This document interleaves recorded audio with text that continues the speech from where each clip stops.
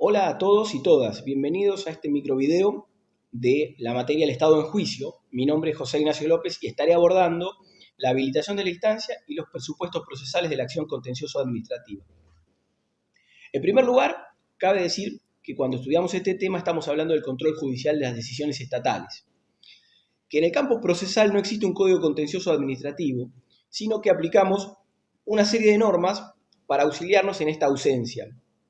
Básicamente aplicamos el decreto ley 19.549, llamada Ley Nacional de Procedimiento Administrativo, aunque se debe tener en cuenta que es una norma de facto, que con el paso del tiempo el Congreso ha hecho mínimas modificaciones, pero no ha modificado. El título cuarto de esta norma nos rige la impugnación judicial, complementado por la Ley Nacional de Medidas Cautelares contra el Estado del año 2013, una regulación particular de ese tema, y la aplicación analógica de las normas del Código Procesal Civil y Comercial. Este es el esquema básico que aplicamos en los procesos contenciosos administrativos federales. Hay otras normas que rigen otra serie de procesos, como por ejemplo el amparo, que cuando la materia es contenciosa también nos es aplicable. Pero básicamente ese es el esquema procesal que tenemos dentro del fuero contencioso administrativo y que aplicamos diariamente, y que obviamente aplican los abogados que representan al Estado. En ese sentido tenemos que pensar en los presupuestos procesales para llevar adelante una acción contencioso administrativa. En ese sentido se impone primero pensar en la competencia. ¿Cómo se determina que una cuestión es contenciosa? Bueno, se habla de tres grandes elementos para entenderla. Uno, el criterio subjetivo, que es la presencia del Estado Nacional como actor, como demandado. Un criterio que nos orienta, pero que no es suficiente para determinar que ese pleito sea contencioso. Un segundo criterio, material, que básicamente es el ejercicio de la función administrativa, es decir, que la decisión haya sido dictada en ese ejercicio de función administrativa, también nos auxilia, pero no nos determina del todo. El criterio que nos viene a dar el mayor auxilio, la mayor claridad para entender cuándo estamos frente a un pleito contencioso administrativo, es el llamado criterio normativo. Es decir, que la pretensión, el fondo de la cuestión, esté regulada preponderantemente por normas de derecho público y derecho administrativo. Hutchinson nos va a hablar del doble orden de normas, ¿sí? el doble grado de normatividad para entender que el pleito es contencioso. Es decir, una decisión dictada en ejercicio de la función administrativa, criterio material, sumado al criterio normativo, que la pretensión, fondo del pleito, esté regulado preponderantemente por normas de derecho público y derecho administrativo.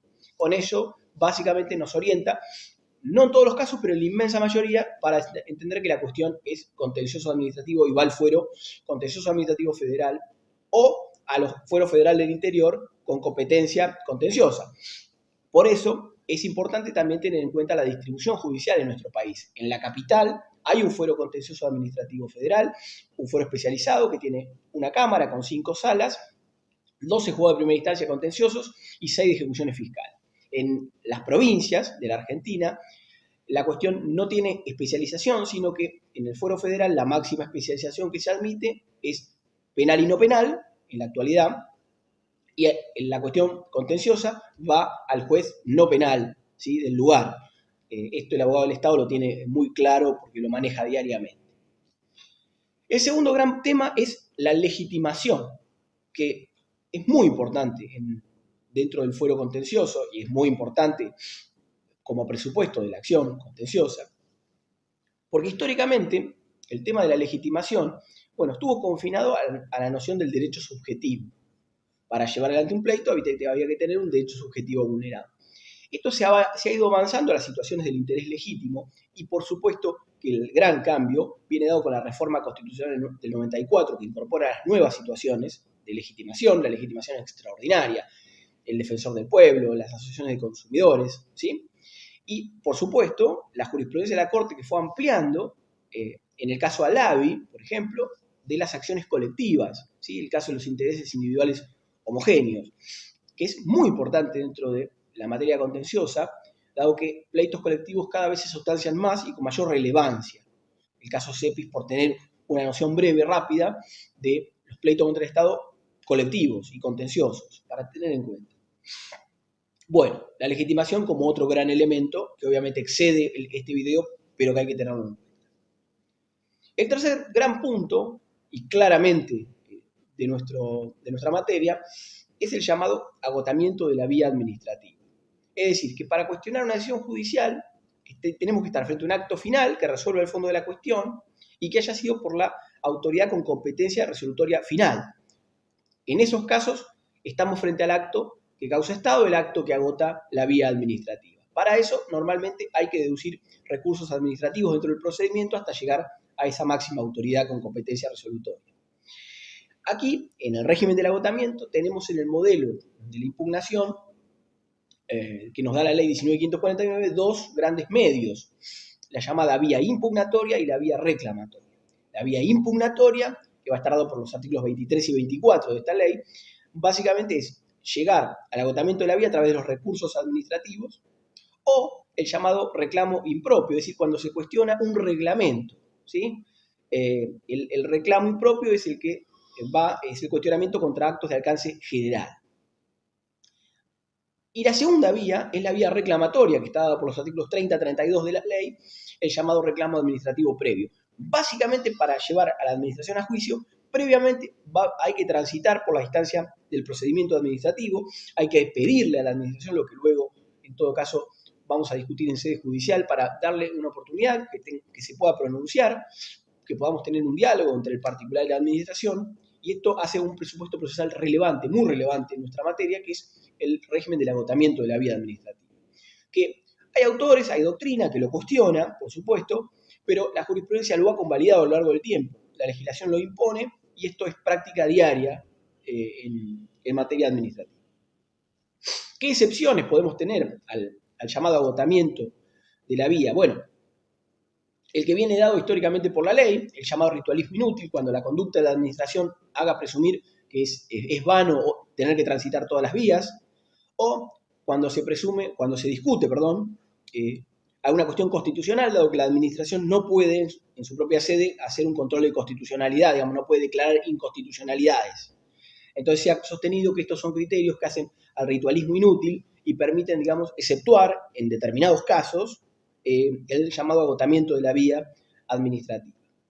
Y casos donde obviamente no estamos frente a la necesidad de agotar la vía, bueno, los famosos casos del silencio o las vías de hecho. Así que esto es un poco el esquema del llamado punto del agotamiento de la vía administrativa. Un cuarto tema muy importante de los presupuestos procesales es el plazo de caducidad. ¿Qué es el plazo de caducidad? Es un plazo breve, en días, desde que el particular es notificado del acto definitivo que agota la vía para llevarlo a sede judicial.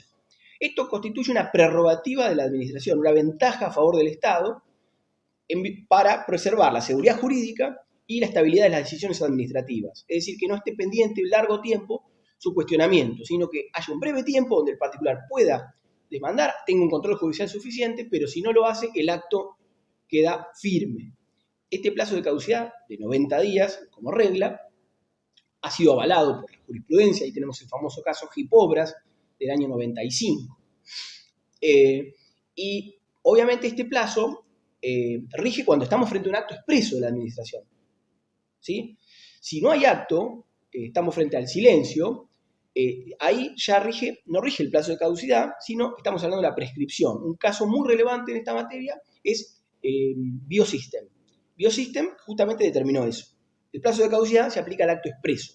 En el caso del silencio, el plazo que nos corre es prescripción. Y además, un tema más del plazo de caducidad es que se aplica para los particulares, porque cuando el Estado es actor, no rige este plazo de caducidad, sino que estamos atados, en su caso, a la prescripción eventualmente. Y el quinto elemento, para los que defienden cuestiones de carácter tributario y demás, es el llamado solve repet. El solve repet, el pague y después reclame, rige para impuestos, tasas y contribuciones, no para multas. En el caso de que el particular, cuando impugne una cuestión tributaria, no lo haya pagado, posiblemente el juez lo intime a que cumpla con eso, porque si no el pleito no continúa.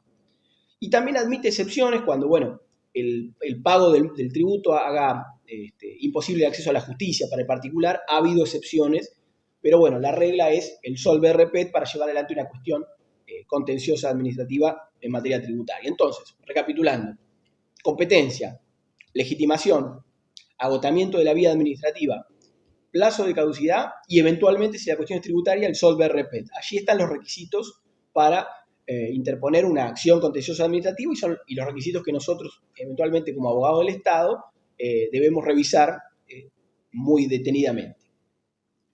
Ahora hablamos del trámite de la habilitación de la instancia.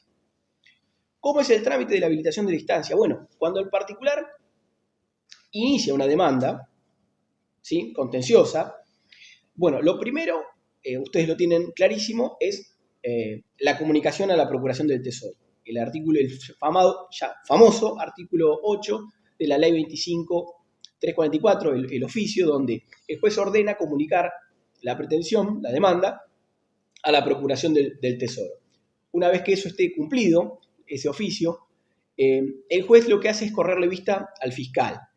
La intervención del Ministerio Público es muy relevante en este caso porque el juez le pedirá opinión sobre la llamada habilitación de la instancia y la competencia, ¿sí? Aparece aquí dos elementos claves de los presupuestos de la acción.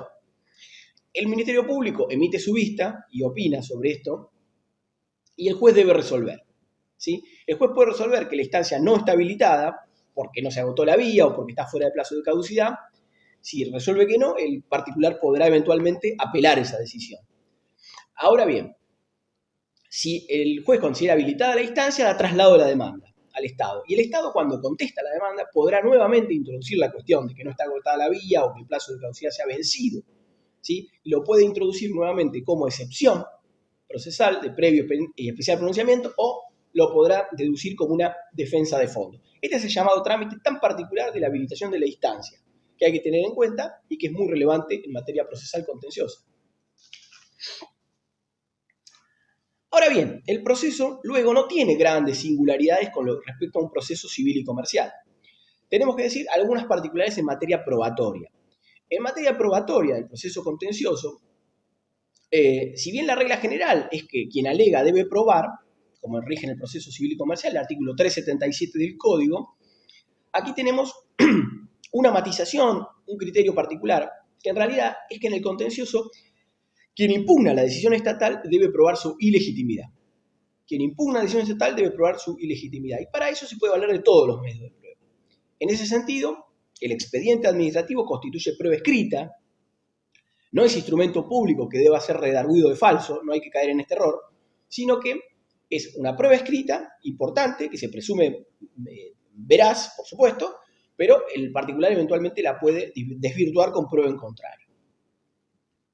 La confesional, esta tiene grandes particularidades aquí en materia contenciosa, dado que los funcionarios públicos no pueden confesar porque no son parte, ¿sí?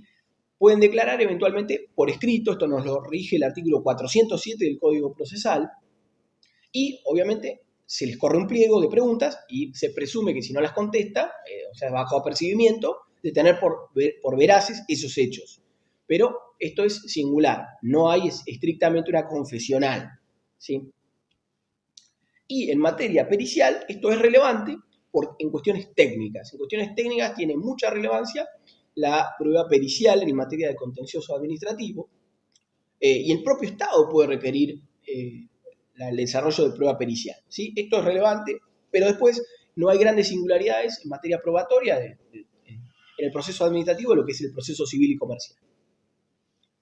Luego se avanza en el proceso, por supuesto hay etapa de alegatos, y finalmente tenemos el dictado de sentencia. Esto no tiene una gran diversidad con respecto a el proceso civil. La sentencia sí tiene grandes diversidades en cuanto a, digamos, sus efectos, que será abordado en clases posteriores. Gracias.